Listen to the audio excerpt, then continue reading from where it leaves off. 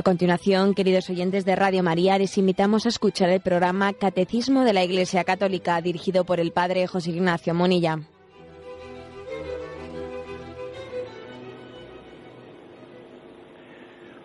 Un cordial saludo a todos los oyentes de Radio María. Un día más, con la gracia del Señor, proseguimos el comentario del Catecismo de nuestra Madre la Iglesia. Dentro del punto del credo referente a la comunión de los santos, concluimos hoy con el apartado final en torno a la Virgen María. Y comentamos los puntos 971 y 972. Culto a la Santísima Virgen María, icono escatológico de la Iglesia. Dice el primero de ellos, el 971. Todas las generaciones me llamarán bienaventurada. La piedad de la Iglesia hacia la Santísima Virgen es un elemento intrínseco del culto cristiano. La Santísima Virgen es honrada con razón por la Iglesia con un culto especial. Y en efecto, desde los tiempos más antiguos, se venera a la Santísima Virgen con el título de Madre de Dios, bajo cuya protección se acogen los fieles suplicantes en todos sus peligros y necesidades. Este culto, aunque del todo singular, es esencialmente diferente del culto de adoración que se da al Verbo encarnado, lo mismo que al Padre y al Espíritu Santo, pero le favorece muy poderosamente. Encuentra su expresión en las fiestas litúrgicas dedicadas a la Madre de Dios y en la oración mariana, como el Santo Rosario, síntesis de todo el Evangelio. Por lo tanto, este punto del Catecismo nos introduce lo que la Iglesia llama culto a la Santísima Virgen. Es imprescindible para todo cristiano, para todo seguidor de Jesucristo, es imprescindible la veneración, dar culto a María. La devoción es una actitud interior de veneración hacia María. Y podríamos decir que no se puede ser católico, no se puede ser cristiano sin tener esa devoción hacia la Virgen María. No se puede tener amor a Jesucristo sin tener también esa devoción hacia su madre. No se puede ser verdadero seguidor de Cristo prescindiendo, ¿no?, pues de ese culto, de esa veneración a su madre María. El hecho de que María no sea el centro, la columna vertebral, ¿no?, de la religión cristiana, sino que lógicamente lo es Jesucristo, no por ello María es, podemos llegar a pensar que María sea prescindible. No, María no es prescindible. María es imprescindible en nuestra fe cristiana. Tenemos que distinguir, quizás para encuadrar las cosas en su justo término, para ser equilibrados, hay que distinguir entre la devoción a la Virgen María y las devociones a la Virgen María.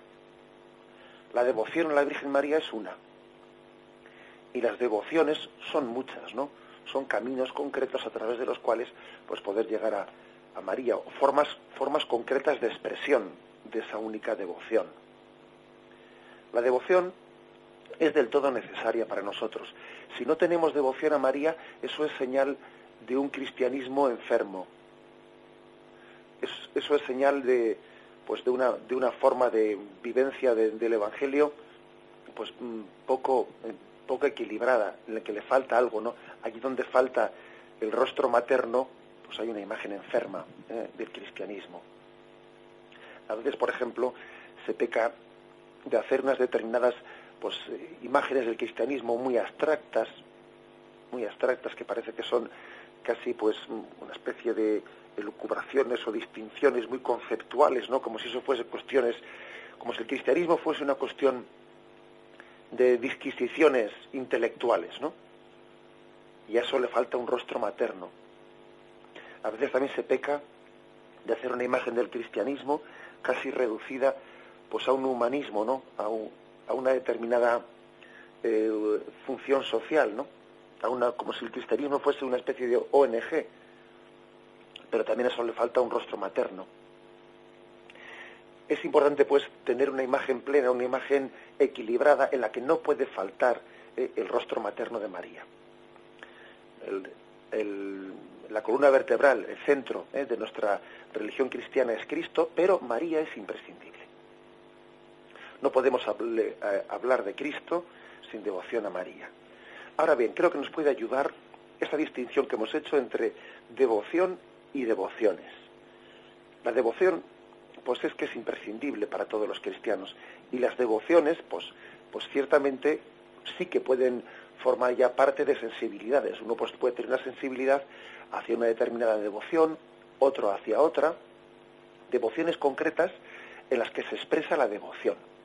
Ahora, también digamos una cosa, ¿se puede tener devoción a María sin tener devociones? Pues yo creo que no, porque no se puede tener una unión de corazón con María que no se exprese de ninguna forma concreta, ¿no? Sería irreal, ¿eh? Nosotros también necesitamos expresar el amor a través de formas concretas, sean unas o sean otras. Tengamos también un carisma en que se expresa mejor en un tipo de devoción que en otro tipo de devoción, pero la devoción a María tiene que ser expresada. Por eso podríamos decir, aunque haya que distinguir la devoción, que es obligatoria para todos los cristianos, ¿no?, imprescindible, la devoción de las devociones, sin embargo no se puede tener devoción a María sin elegir ninguna de las devociones en concreto, porque es que de alguna forma necesitamos, ¿no?, expresar esa devoción. Dicho esto, no, pues también hay que añadir una cosa más. El corazón tiene que expresarse a través de algún tipo de devociones, pero no todas las devociones tienen igual valor. Algunas han sido fervientemente recomendadas por la Iglesia. Y también es bueno que nosotros tengamos un poquito un discernimiento dentro de ese cúmulo de devociones, con qué orden de prioridad, ¿no?, con qué orden pues han sido recomendadas por la Iglesia, porque es cierto que algunas devociones pues han sido recomendadas pues mucho más fervientemente que otras, ¿no? La primera de las devociones pues es la devoción litúrgica, que es la fundamental, ¿no?, de la cual no debemos de prescindir ninguno de nosotros, ¿no?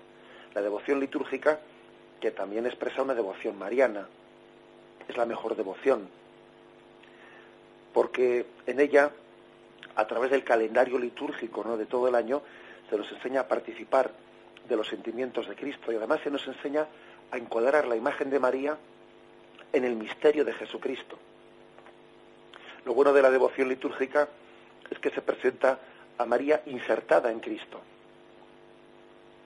Es como cuando se nos enseña una joya, pero no en el escaparate de la joyería, sino un anillo se puede enseñar en un escaparate, o un anillo se puede enseñar puesto en la mano de la persona que lo luce, que lo embellece, ¿no? Pues eso es María. Cuando María es celebrada litúrgicamente, es como una joya puesta, un anillo puesto en la mano, en el dedo de Jesucristo. Es mucho más hermoso, ¿no?, contemplar la joya en el dedo de su dueño, que no únicamente contemplarla pues en la estantería de una joyería. La devoción litúrgica mariana nos presenta a María insertada en el misterio de Jesucristo, y eso es especialmente bello, especialmente bello. He hecho mano de algunos padres de la Iglesia que nos han ayudado a entender esto, que la devoción a María nos inserta a María en el misterio de Cristo, teniendo muy claro lo que decía Santo Tomás de Aquino. Decía él: sobre ti, María, solo está Dios. Bajo de ti, María, todo lo que no es Dios. Esa distinción clara entre creador y criatura, ¿no?, que hacía Santo Tomás de Aquino. María es criatura. Por eso dice: sobre ti, María, solo está Dios. Bajo de ti, María, todo lo que no es Dios. Cuando uno inserta a María pues en el misterio de Dios, distingue claramente entre creador y criatura. Pero también, al mismo tiempo que ello, traduce la devoción en un amor, ferviente, en un amor tierno. Decía San Anselmo: oh Jesús y María, oh Jesús, concédeme amar a María como tú deseas que la ame, como tú la amas. Por lo tanto, nuestra devoción a María primeramente la inserta en el plan de Dios como criatura, pero luego también nos recuerda que es que Dios ha querido que la amemos, que es voluntad de Cristo que nosotros también seamos imitadores de Cristo en su amor a María. Jesús ama a María, y como nosotros somos imitadores de Cristo, somos seguidores de Cristo, que debemos seguir también los sentimientos de Cristo. Acordaros de eso que dice la carta a los Filipenses, ¿no? Sed imitadores de los sentimientos de Cristo. Bueno, pues entre otras cosas, tenemos devoción a Mariana por querer imitar los sentimientos de Cristo. Por razones cristológicas, somos marianos. Porque no podemos imitar a Cristo sin imitar también su amor hacia María. San Estanislao, bastantes siglos después, ¿no?, de San Anselmo, expresaba con una ternura tremenda esa frase de que la Madre de Dios es mi madre. La Madre de Dios es mi madre. Y como Madre de Dios, su intercesión es eficaz. Y como Madre mía, su intercesión es segura, no me va a faltar, porque es que es Madre mía. Y creo que es hermosa esa distinción que hacía él. Como Madre de Dios, su intercesión es eficaz. Como madre mía, su intercesión es segura. Porque una madre, ya sabemos que no se le va a olvidar interceder por su hijo. Bien, en resumen, el primer rasgo, ¿no? El primer rasgo o mejor dicho, el primer tipo de devoción a María es la devoción litúrgica, es la devoción suprema. La devoción suprema en la que insertamos perfectamente el misterio de Jesucristo en el misterio el misterio de María en el misterio de Jesucristo. Luego también hay otras devociones a María que también han tenido, han sido muy recomendadas por la Iglesia, especialmente como la del Santo Rosario, que sabéis que San Pío V en el siglo XVI, pues él lo formuló más o menos como nosotros lo rezamos ahora. Y ha habido múltiples recomendaciones por parte de la Iglesia, ¿no?, en favor del rezo del Santo Rosario. León XIII llegó a escribir anualmente una encíclica, todos los años escribió una encíclica,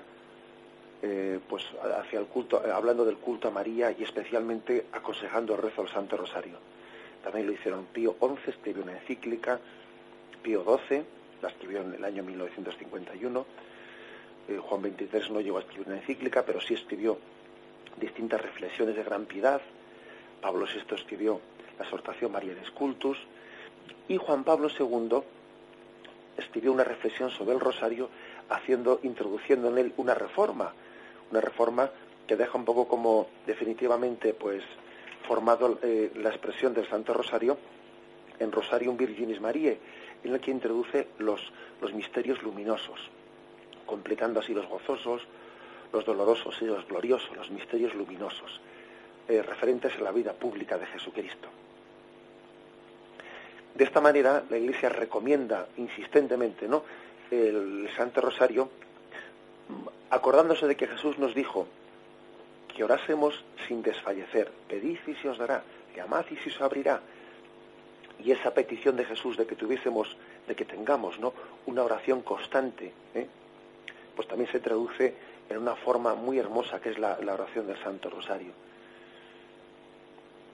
Es como la versión de cómo la tradición occidental ha expresado este mandato de Jesús de orar sin desfallecer.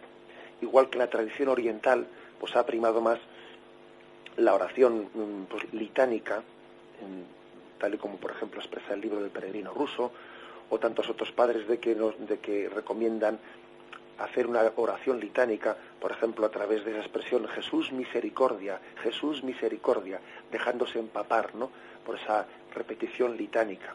Pues así también, cada vez que nosotros rezamos el Santo Rosario, estamos repitiendo Jesús misericordia. Es como si dijésemos Jesús misericordia, ruega por nosotros pecadores. Estamos haciendo esta oración litánica expresada en el Ave María. Como decía el santo cura de Ars, el hombre es un mendigo. ¿Y qué otra cosa va a hacer sino pedir? Somos mendigos de la gracia. El cristiano es un mendigo de la gracia, ¿no? Entonces el Ave María pues es la oración lógica, lógica del mendigo. Continuamos también con una devoción más, otra de las devociones también muy importantes y reconocidas y recomendadas por la Iglesia, es la devoción de consagración a la Virgen María. Esa oración de consagración a la Virgen María también ha sido firmemente recomendada por la Iglesia Nuestra Madre. Pío XII habló de ella como una entrega de los afectos a Dios, Pío XII decía que tiene el elemento de donación y entrega a María. Y en 1851 Pío IX pues indulgenció y bendijo esa famosa consagración que nosotros solemos rezar: oh Señora mía, oh Madre mía, yo me ofrezco enteramente a vos, y en prueba de mi filial afecto os consagro en este día mis ojos, mis oídos, mi lengua, mi corazón, en una palabra, todo mi ser, ya que soy todo vuestro. Oh Madre de bondad, guardadme y defendedme como cosa y posesión vuestra. Amén. Pío IX, Pío IX fue el que indulgenció y el que propuso esta fórmula de consagración para todo el orbe católico. Bueno, algunos ha habido que también han dicho que la consagración a la Virgen María es una desviación teológica, que en el fondo la consagración solamente se puede hacer a Dios, porque una consagración es un culto supremo, y en el fondo somos consagrados por el bautismo a Dios, y que nadie puede consagrarse a una criatura como la Virgen María. Se han dicho ese tipo de cosas, ¿no? Y sin embargo, nosotros tenemos claro que una cosa es el culto de la tría se le llama el culto que se dirige únicamente a Dios, y otra cosa es el culto que se llama de hiperdulía, que es por el que veneramos con singularidad a la Virgen María. Y entonces, ¿cómo responder a esa pega o a ese obstáculo que se expresa de que la consagración, además que es la consagración bautismal, se refleja únicamente hacia nuestro dueño, que es Dios, y que sería, por lo tanto, pues una idolatría consagrarse a un ser humano, como puede ser la Virgen María, ¿no? Bueno, pues hay que decir una cosa, y es que nosotros somos de Dios, somos criatura suya y somos posesión suya. Y de lo que no es nuestro, porque no somos nuestros, no nos poseemos, de lo que no es nuestro no podemos disponer, de no ser que sea con el consentimiento del dueño, de no ser que sea con el consentimiento de ese dueño nuestro que es Dios, nuestro Padre. Pero es que resulta que Dios ha querido, por su consentimiento y por su voluntad, Dios ha querido que seamos posesión de María. Somos de María, incluso antes de que nos consagrásemos a ella. Antes de que nos consagrásemos a ella, ella ya cuidaba de nosotros como Madre nuestra. Por lo tanto, consagrarse a María no es más que hacer un reconocimiento explícito de que estamos encomendados por Dios a María. Esto creo que es una idea clara, Es decir, nosotros no somos dueños no podemos disponer de lo que no somos dueños. Dios es nuestro dueño, pero es que Dios nos ha encomendado a María. Entonces, una de las cosas que tenemos que pensar es que cuando una persona hace una consagración a la Virgen María, ese ser de María no empieza en ese momento que ha hecho la consagración. Eso era desde siempre, éramos de María, porque Dios nos puso bajo su cuidado. Otra cosa es que en el momento que hace la consagración es consciente. La consagración se hace no para que empiece a ser, sino para que comience a ser consciente de que María es su madre, de que María cuida de él, de que María cuida de nosotros. Es como cuando se dice en una ocasión, ¿no? Se ha coronado la imagen de María. Se ha hecho una coronación de la Virgen María. María es reina de tal. Hombre, no es que en ese momento comience a ser reina, es que esa coronación es caer en cuenta de que lo ha sido siempre. María no empieza a ser reina cuando nosotros le coronamos. una imagen concreta. María es reina desde siempre. Coronar una imagen de la Virgen es caer en cuenta de que María es reina. Consagrarse a María es caer en cuenta de que Dios nos encomendó a ella. Por lo tanto, ya sabemos que la palabra consagración en el sentido estricto, una persona únicamente se consagra a Dios. Consagración en el sentido estricto de la palabra, pues solo existe la consagración bautismal, ¿no? Que es ser de Dios. Pero es que Dios, nuestro dueño, Él ha dispuesto, Él ha querido, ¿no?, que seamos de María y que nos encomendemos bajo María. Él le dijo, ahí tienes a tu hijo. Y le pidió a María que se consagrase como madre nuestra y a nosotros, lógicamente, que nos consagrásemos como hijo de su madre. Bien, vamos a hacer una reflexión y continuamos enseguida.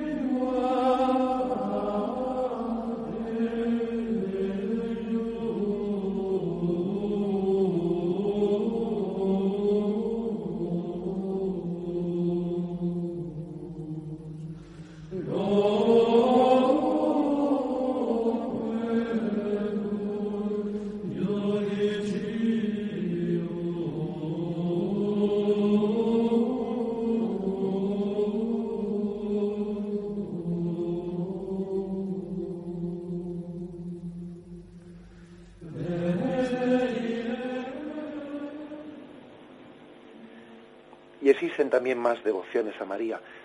Recordad que hemos comenzado distinguiendo entre la devoción a María y las devociones a María, diciendo que la devoción es del todo necesaria, imprescindible para nosotros, y que las devociones, bueno, bien, pues uno se puede apoyar más en una o más en otras, pues dependiendo también de su sensibilidad, ¿no? Y después de estas devociones principales que hemos expresado, pues la devoción litúrgica, que es la principal, ciertamente, ¿no? También la devoción del Rosario, aconsejadísima por la Iglesia, la devoción de consagración a la Virgen María. Hay otras devociones también que están muy destacadas, como el Ángelus, como la devoción del Ángelus, que su santidad Pablo VI, de feliz memoria, recomendó especialmente la exhortación Marialis Cultus, que es una manera de salpicar el día, de consagrar el día en presencia de María. Parece que quiere ser algo así, un poco como la liturgia de las horas, que se reparten las horas del día. También la devoción del Ángelus nos enseña a vivir en presencia de Dios por medio del misterio de María, por medio del misterio de la Encarnación. Igual que María, cuando recibe la visita del ángel, está en plena presencia de Dios, también nosotros, al rezar el Ángelus, nos ponemos en presencia de Dios como María estaba en presencia de Dios en el momento de la Encarnación. Hay también otras devociones que también están ligadas a revelaciones particulares, pero que la Iglesia ha bendecido, como es, por ejemplo, la devoción de la Virgen del Carmen, con el hábito del escapulario, un hábito que también quiere significar cómo María nos cubre con su manto y María es protectora y madre nuestra. También hay otras devociones también ligadas a revelaciones particulares aprobadas por la Iglesia, como la de la medalla milagrosa, como la devoción de los 5 primeros sábados de mes, ligada pues al mensaje de María en Fátima. Y también luego posteriormente en Tui y en Pontevedra, como María pues con Sor Lucía completó su mensaje o sus revelaciones particulares, las que habían comenzado en Fátima, en Tui y en Pontevedra. Todo esto podría conformar el cúmulo de devociones, que de alguna forma pueden ayudarle a una persona más, o una se apoya más en otro tipo de devociones, pero lo importante es que a través de las devociones expresemos la devoción a María. También esto es importante decirlo, que hay que agarrarse a las devociones como medio, no como fin. El fin, pues es el amor a María, y en María el amor a Cristo. Ese es el fin. Las devociones son un medio. Siempre conviene pues recurrir a ellas con libertad de corazón, dando gracias a Dios porque nos ha puesto esos caminos, pero no haciendo de ellos un fin, sino un medio. Lo importante es decir, ¿cuáles son los rasgos, pues los rasgos, digamos, fundamentales de la devoción a María? Pues el rasgo fundamental pues es la admiración hacia María, ser capaz de percibir en ella la obra más bella que Dios ha hecho, la obra más bella.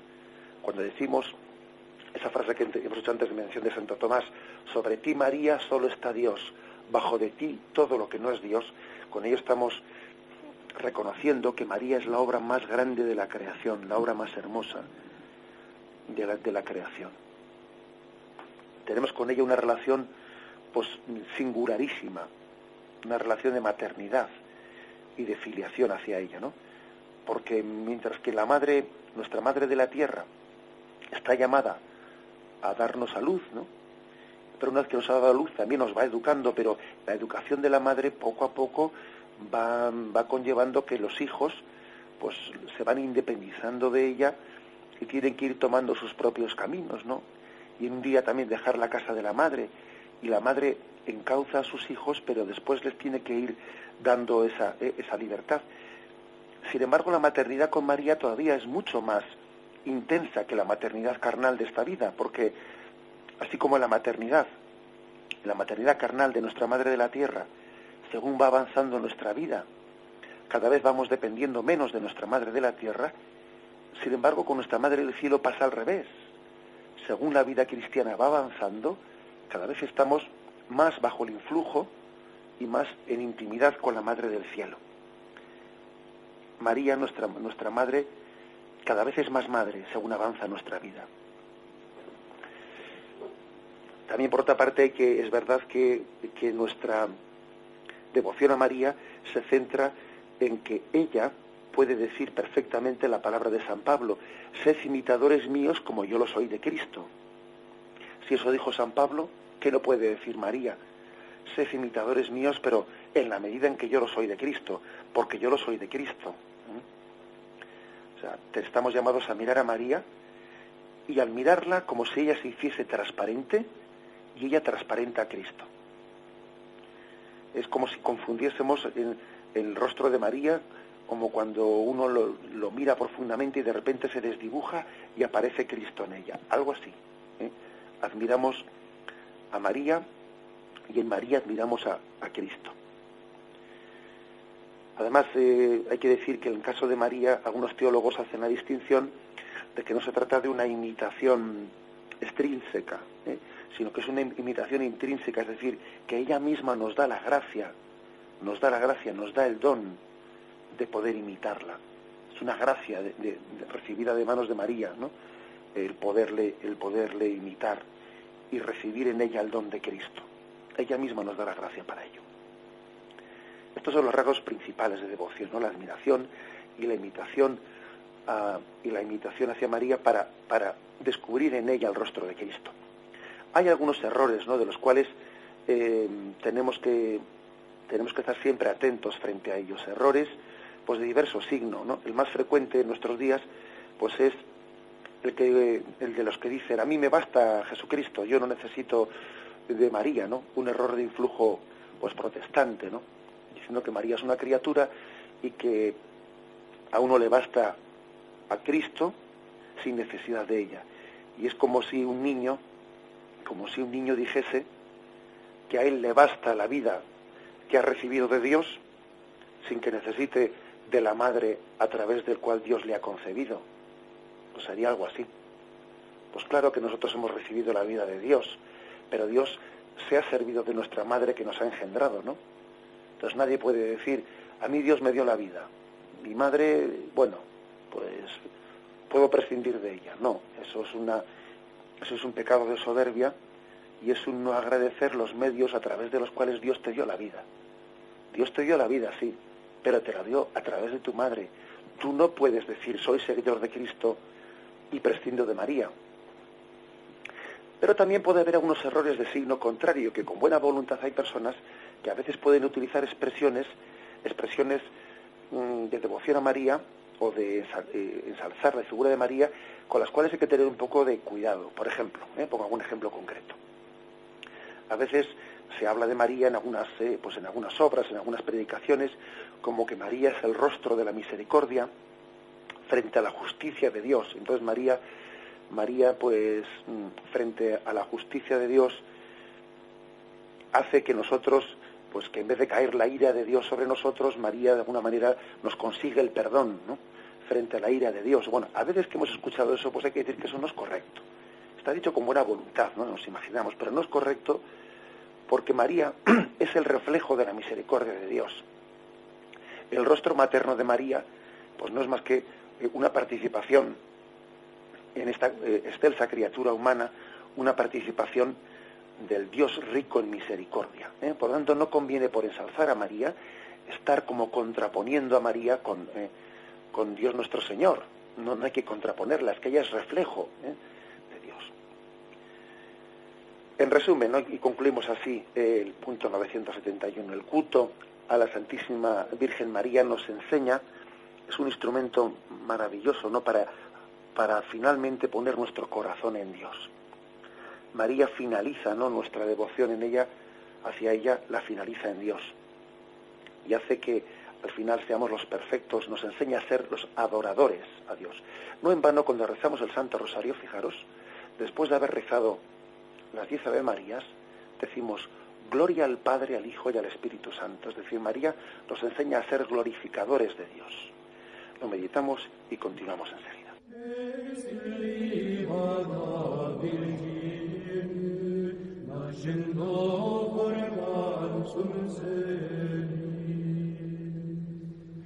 Si presentes statur cur speramis.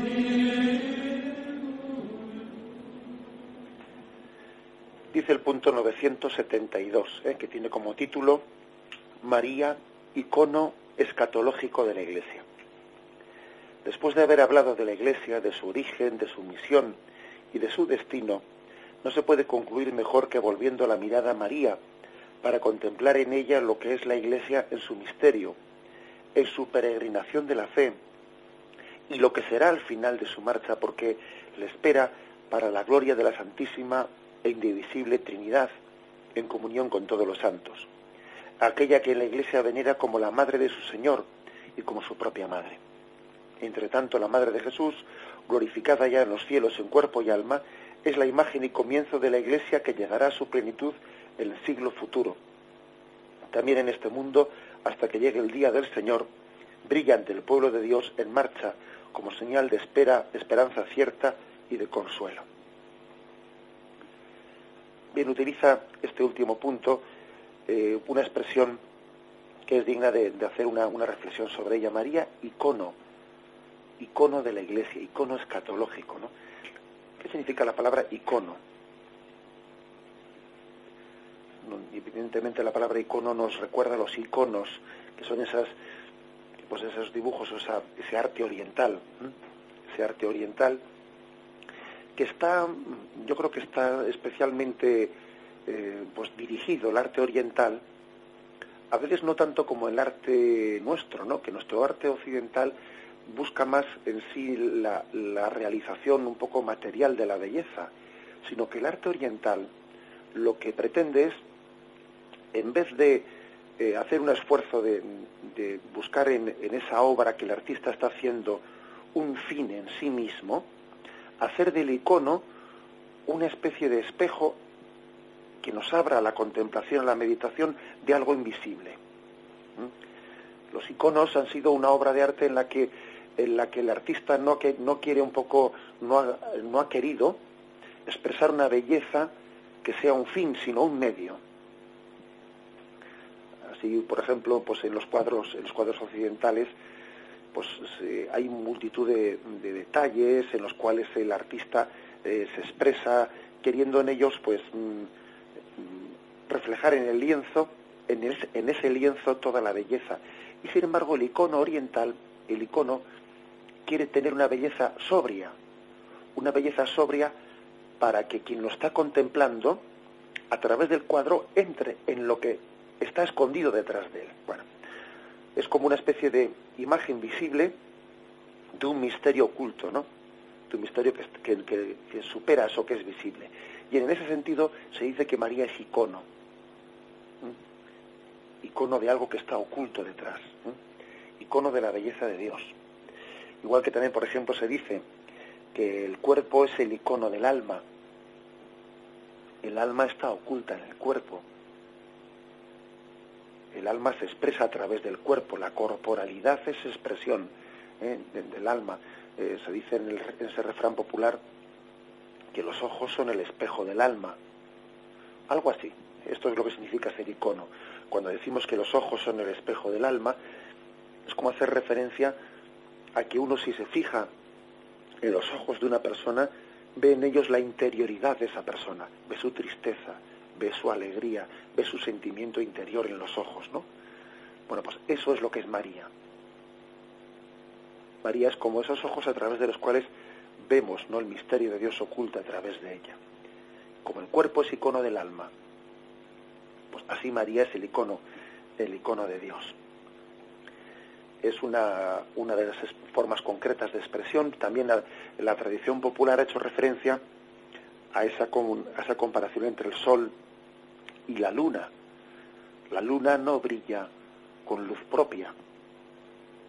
La luna brilla con la luz reflejada del sol. Uno cuando ve la luna en ella, ve reflejado el sol.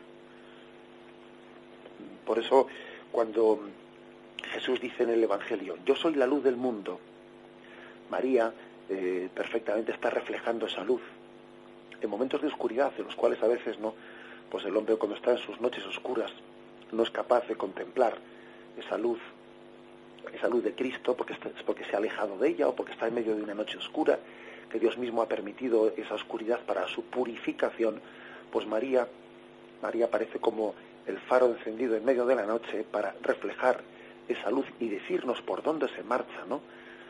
Estrella en el camino, estrella para aquellos navegantes que nos están conduciendo hacia el ansiado puerto. Así pues, dice icono, María es icono.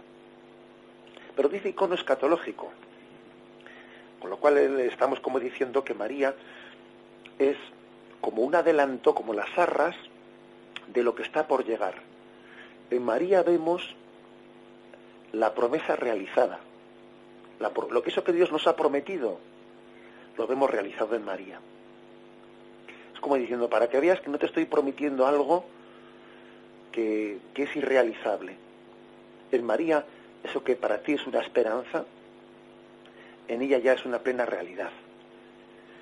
Así, por ejemplo, contemplamos a María como la Inmaculada y nos damos cuenta que Dios es capaz, ¿no?, de ensalzar una criatura haciéndola santa.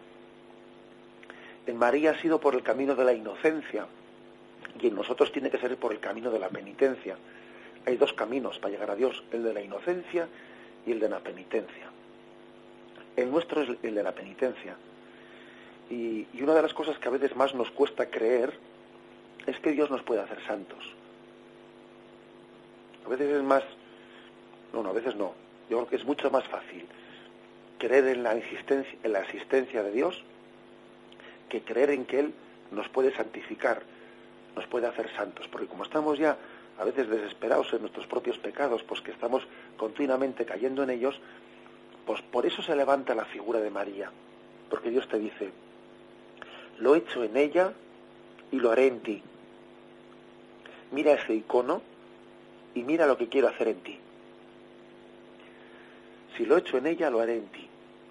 En ella por el camino de la inocencia, en ti por el camino de la penitencia. María es toda de Dios, en cuerpo y alma. Y también tú estás llamado a glorificar a Dios en cuerpo y alma.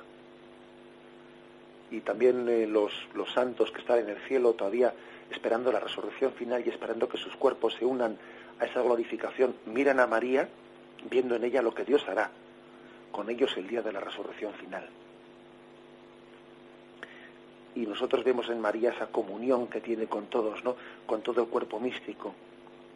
Y también vemos que nosotros estamos llamados a esa perfecta comunión, cuando en esta vida pues igual nos cuesta estar en comunión con los demás, y tenemos roces y tenemos dificultades de relación y tenemos una tendencia solitaria, nos cuesta gozarnos de los gozos de los demás, nos cuesta también participar de los sufrimientos de los demás, tenemos una tendencia egoísta, ¿no? Egocéntrica, y vemos en María aquella que está en perfecta comunión con todo el cuerpo místico, ¿no? Y entonces también María es icono escatológico, es decir, es icono de lo que está por llegar. Y vemos a María intercediendo continuamente ante Dios, ¿no? Y vemos también pues un icono perfecto de nuestra vocación apostólica en favor de nuestros hermanos. Nosotros también estamos llamados a tener pues una auténtica inquietud maternal, ¿no? Por una vocación maternal hacia nuestros hermanos. Es decir, que esa imagen de María, icono escatológico, le está diciendo a la Iglesia, ¿qué es la Iglesia? La Iglesia es madre. ¿A qué está llamada la Iglesia? Pues a llevar sus hijos a Dios. María le enseña a la Iglesia cuál es su vocación. María le está enseñando a la Iglesia, por eso decimos que es madre de la Iglesia, ¿no?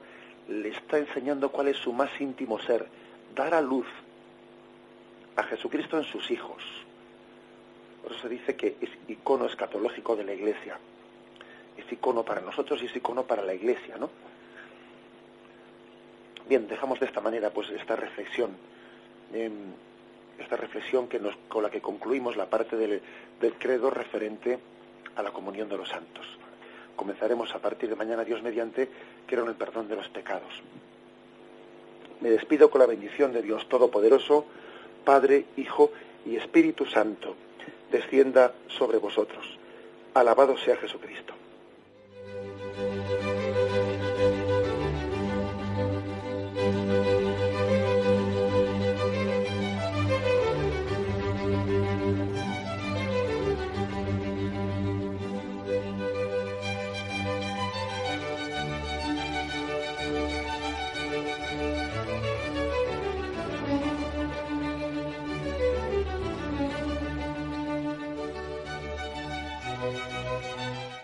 Y hasta aquí, queridos oyentes de Radio María, han podido escuchar el programa Catecismo de la Iglesia Católica, dirigido por el Padre José Ignacio Munilla.